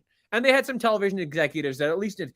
Tony Khan doesn't know a damn thing about television, let alone running a wrestling company. So how can he go out there and go, I've got so much money and like, I'm going to take care of my competition because I got this and blah, blah, blah, blah, blah, blah. You fucking idiot. Like, how is Tony Khan, people that were backing him up, if you back up CM Punk or Tony Khan in after any of this, you can go to hell because this is just an embarrassment, an embarrassment to professional wrestling. And they're all saying, oh man, we got WWE, we got him right where we want him. I'm telling you, Triple H is sitting back and he's laughing his ass off right now. He's like, I don't have to do anything. All I got to do is just keep the needle going forward and AEW is going to sink themselves. And they proved it with this media scrum. And they had every opportunity over the last few years to fight off any perception that was either fair or foul going about this promotion and about Punk himself personally. Correct. Since he came back. And nothing they've done has done to change that perception. In reality, it's made it worse. Yep. And I hate saying that about my favorite wrestler. And I saw it in broad daylight. I didn't need more convincing than what I saw in that scrum. And then everything that followed with that brawl. And Here's the thing with the Colt Cabana stuff. Embarrassing. I will say the only thing I agree with him that he said is that as a grown man, he doesn't have to explain himself why he's no longer friends with somebody. But again, that's fucking common knowledge. I don't know why that needs to come out of his mouth in the first place. Him going that fucking tirade. Here's the thing. How about this, Brett Carter? Nobody's bringing this up. Didn't AEW have a talent meeting about a week and a half ago before this pay-per-view? Yep. About where the state of everything is going? And then we got to this. Not even 10 minutes after the pay-per-view, this fucking idiot who has produced just as much as Michael Jordan did on the fucking Washington Wizards. I had people on Twitter saying, "Oh, this is Bret Hart in 1997. This is Bret Hart in et cetera, et cetera. Oh, John Moxley's the next Stone Cold. They're going to do a double turn like WrestleMania 13. Get the fuck out of here." And here's the thing. I said it too. Bret Hart, it's not Bret Hart 97. You got WCW Bret Hart of 1999. And you want a comparison to CM Punk? You can say 1999 Bret Hart in WCW or Michael Jordan on the fucking Washington Wizards. And that's just pure fact. And this is me being objective as, like you said, I am a CM Punk mark. But he is his own worst fucking enemy. Yep. Nobody has the balls to say that, but I will. He's his own worst enemy. He does it to himself. Everything that went out about him getting fired with the whole FedEx thing, I can understand his frustration from that. But how he carried himself in that fucking podcast, the way he carried himself on the Fox show when he made his return, the arrows he shoots, the stuff that he says just to get likes and retweets and follow the Twitter mob whenever anything bad happens with WWE, it's all come back to bite his ass because he loves to throw stones, but the motherfucker can't look himself in the goddamn mirror and listen to the bullshit that comes out of his mouth. Despite what he says, because he'll say the complete opposite. Like, I'll take it. I can take it. I'm like, no, you can't. Yeah, and he's like, oh, workers' rights here, and I love the young talent, and I'm about the boys, and all this shit. He goes off on Hangman Page. He's saying the Hardy Boys can't manage the target. He's not wrong. But again, you got the fucking Mark Booker agreeing and shaking his head with him and just kowtowing to this motherfucker because he looks at him as the messiah of wrestling like Michael Jordan, and he's going to bring AEW to kill WWE. And none of that shit has happened. It's been diminishing returns ever since he came back. And here's the thing. What's the one saving grace that you and I always had with AEW when we're watching the shows? Well, there's several, but no, like honestly. I mean, what was the one thing we always could rely on being good on the show when it came good. MJF or Punk. There you go. Yeah, MJF, yeah. MJF, he comes back and nothing changed. Nothing's gonna get better from this. He cuts the same promo he did before he left, and they barely went past a fucking million viewers. This fucking clown, Tony Khan, needs to get his head out of his ass. You can visibly see him kowtow to this motherfucker as he's publicly embarrassing his company.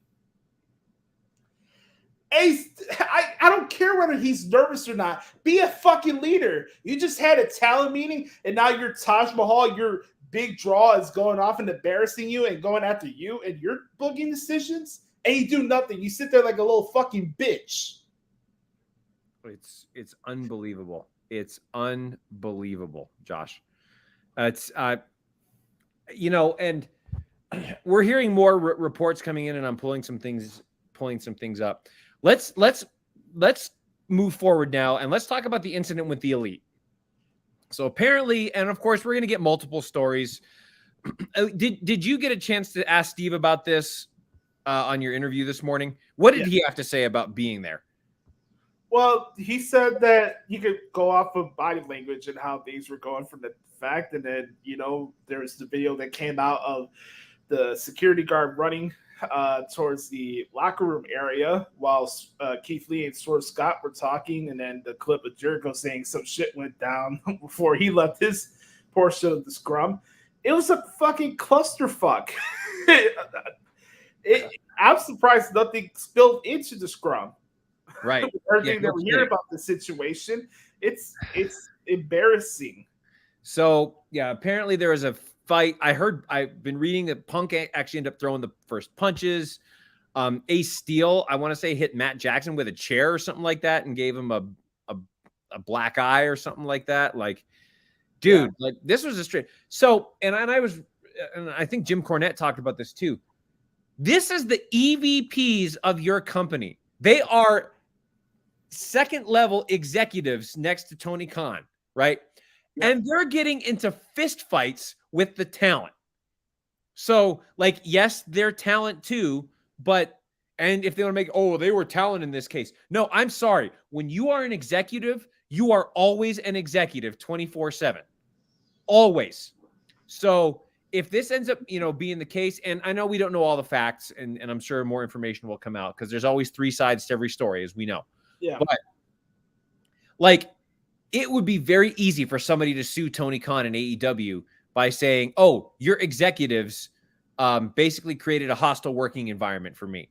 And they literally did it by getting into a fist fight instead of doing whatever they needed to do. So the EVP title needs to go away. I think they should all be fired, but Khan would never do that. Here's what has to happen now. Tony Khan has to choose between the Golden Boy in CM Punk or his Mark Darlings, the Elite, who helped him start this company. He's got to choose because he can't have them both there. Also, I think Tony Khan's lost his Chicago market. You're going to tell me that he's going to be able to run a show in Chicago again? Like, yeah, on that, they'll probably come back. Why they will, but I'm just saying, like, by the way, I also thought it was funny on Dynamite. As soon as Khan appeared on TV, like, he got booed out of the building. That was hilarious. And rightfully so. Absolutely. But this is organizational negligence. It's just sheer utter incompetence from the top, and it starts at the top. Mm-hmm. He's what's the saying? He's in over his head. Is that the saying? Yeah. I mean, Tony Khan, he's absolutely in over his head with this. He doesn't know what he's doing. Yeah, it's right in front of you, and it's everything we said on the show over the last years. He continues to show himself on TBS and through scrums like this. But hey, we want it to fail, right, Brother Carter? We're haters. Of course we are. Yes. Now, and I don't know if this is true, but I'm receiving reports, and AEW Botches retweeted this. They said apparently there is a drug floor at the Hyatt Regency, and AEW brass their parties with the talent, and there's drugs and alcohol and all this kind of stuff, which that doesn't surprise me one bit. Now, again, I don't know if that's true. That's just a rumor, but that wouldn't surprise me one bit. But Josh, this is, if AEW wasn't in trouble now, like, the lid has blown off with how badly this company is run. I'm seeing that morale is at an all-time low. And it was all rumors at that last point. But I'm sorry, Khan, Punk, the Elite, they all showed their hand. They played their hand big time at this media scrum. And as a company, they should be embarrassed. As a professional wrestling industry, they should be embarrassed. And I'm sorry, but TNT and TBS, they need to take a real hard look at this TV contract when it comes up and be like, these are the people that are representing our network? Here's the thing, Brother Carter. When you make fucking Dixie Carter look like a more competent official, then you know you got a real problem. Yeah. It's beyond like me like screaming at the top of my lungs or doing anything like that. At this point, I'm just calling a spade. Nothing has changed. You see the same shit over and over and over again, and see people come up with excuse after excuse with takes of, oh, this is going to be happening and other companies should be scared and blah, blah, blah, blah. These motherfuckers can't handle their own shit. And they're worried about what other promotions are doing. This Nimrod is going off of soliloquies about Jim Cryer, and I'm not going to sit here and take this fucking shit. Dude, you can't even control your own fucking base. You got people shitting all over you, and you sit there like a little fucking cunt. You don't do anything. You have no balls. You're not a leader. You're a fucking mark. Correct. You are a mark. Who has money to buy a play wrestling company. You can have all the fucking money in the world. Doesn't mean that you're a fucking genius. Nope. No, it's just embarrassing. Okay, let's really quickly, let's talk about Dynamite, and then we'll wrap it up and we'll get out of here. Okay. So Dynamite, let's talk about just a couple things I enjoyed about Dynamite this week. Of course, the MJF stuff was fantastic. We know that. I actually didn't mind the Moxley promo after that. I thought it was fine. I enjoyed the match with Hangman Adam Page, Bryan Danielson. That was excellent. I didn't mind, and I know you're not a big fan of the new Times New Roman font, who is the new ROH Pure Champion. But I didn't mind the match with Wheeler Yuta and Daniel Garcia. Thought it was fine. I actually didn't mind the Jungle Boy promo, the backstage taped. I thought that was all fine. Anything I'm missing there, Josh, that you would agree or disagree with? No, I enjoyed the like you said, the Bryan Danielson Hangman Page match was fine, even though this tournament to crown for Arthur Ashe is just the example of their dumb booking. And props to whatever he's calling himself now, Chris Jericho, spoiling who's going to win his match. Oh yeah, I saw that. What an idiot! Oh, that was unbelievable. What else? Just no, it's just the NJF stuff. But even then, I can't even get excited about NJF being bad because nothing about this organization is changing for the better. No, it's not. I will say, the whole Josh Allen stuff, that was pretty funny, though. I thought that was pretty good. Yeah, that's pretty good. Okay. So Tony Khan gets booed by the crowd, which I thought was hilarious. The trios match, it was what it was. At least the right team won. If they would have put those titles on best friends, I'd have been like, we're going to put the title on the company mascot. Fantastic. I find it interesting that Rampage had a better lineup than Dynamite. Oh, yeah, no kidding. Like I said, I don't mind. I think Castagnoli versus Harwood is going to be really good. I'm looking forward to that. Yeah. Did you see the finish in the Tony Storm match? I don't know what the hell that was. I don't know if it was like some counter thing or somebody sandbagging who, but if that's Tony Storm's new finisher, oh boy. AEW is ruining careers with Swerve Strickland and Keith Lee. I said Swerve should have just waited and let him get his money with Hit Row, but that's just me. So apparently Tony Nese, who I think is an excellent athlete, and they were doing something. Remember they were doing something with him like 2 months ago? Yeah. And now he gets a jobber introduction. Cloudy Hook, and now he's an AEW dark jobber. Gets beat up by Wardlow. What has Wardlow done, Josh, since winning the TNT championship? Nothing. I will say I thought his promo was fine. I enjoy his energy, but it's not a bad reflection on Wardlow. It's who's fucking putting him in the position he's in. I don't know why he's lashing at people saying nothing's going on with him. It's just reality, my man. It's not a knock on you. It's your creative team that doesn't know what the hell they're doing. And then Josh, and I know we're going through this really quickly, but there was bigger stuff. Stokely Hathaway's group beats up a stagehand. Man, that's some riveting television there, pal. Wow, that's going to get me invested. Are you kidding me? And you know what? They should have come out with something. Tony Khan has immediately suspended Stokely Hathaway for beating up, for attacking AEW personnel. No, nothing's going to happen with that. He's going to be allowed to run roughshod on this company for some stupid reason. This is what happens when you have the inmates running asylum and you have the boys making their creative decisions. There's no filter. There's no lack of accountability. There's no leadership. There's no discipline. And they get everything that they deserve going forward. When you have people lashing out, you have Bobby Fish popping off at the mouth to the point he gets released. You have Miro and Andrade he tweets about them being in better positions in WWE than they were in AEW. You get all this stuff with Thunder Rosa, whatever real is not. Her drama with Britt Baker, the NGF stuff. Just because NGF is back doesn't mean he's kumbaya with Tony Khan right now. I saw some people like, Tony Khan got NGF locked down. Don't you worry. I don't know about that, my man. Desperation calls for desperate moves. I don't think NGF wants to be there as much as people like to think that. But again, do a lot of things. But again, he's a professional, and he will do the job, and he will do what he's supposed to do until his contract comes up. And we'll do this hot potato with the world title, where Jon Moxley wins it again for a fourth time, and Jeff needs to come in with a fucking poker chip to win the title. Yeah, but again, they're not WWE because the Money in the Bank concept, they didn't rip that off with the poker chip. Hey, let's not forget, Tony Khan got more money than Jim Crockett, right? On that note, my friends. Anything else, Josh? No, that's it. Let's get out of here. Ladies and gentlemen. Oh, sorry. Go ahead. Ladies and gentlemen, that is what the hell's wrong with AEW.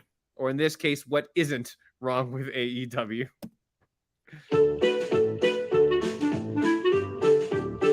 This has been What the Hell is Wrong with AEW. But I'm not going to put up with that fucking shit.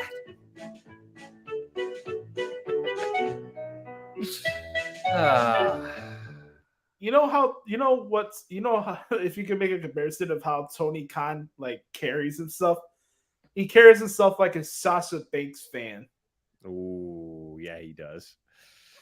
All right, ladies and gentlemen, a little shorter, abbreviated version of the Hoots podcast, but I know you guys want to get joy into your football game going on. The football starting to see, so we'll talk a little bit more about it as this goes on. But Brother Carter, fantastic job as always. You as well, my friend.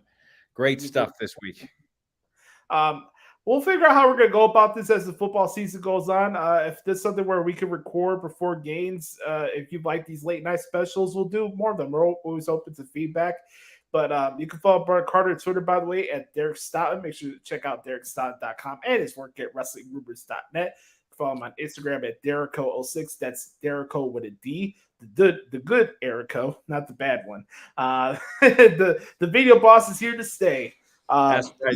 Video trumps audio, baby. You can follow me on Twitter, by the way, if you like, at the Hoots Podcast. I'm at Josh Lopez Media on Instagram, and also Bookmark Pro Wrestling Transcriptions.com. If you can do that, please. Indeed. That means a lot. Make sure to subscribe to our YouTube channel. Make sure to hit that bell button so you're notified when new episodes get uploaded. Like the interview I did today with Steve Muhlhausen from The Zone. Very good stuff. Very informative. If you want to get your more insight for how the media scrum was and how things are going to go forward. And yeah, that's pretty much it. I hope you guys enjoy the return of NFL this week. And I'm sure we have a lot more stuff to get over and talk about as we get closer to the road of Extreme Rules. But for Brother Carter, I'm Joshie. This has been episode 326 of the Hoots Podcast, the podcast for true sports entertainers. We'll talk to y'all later. Peace.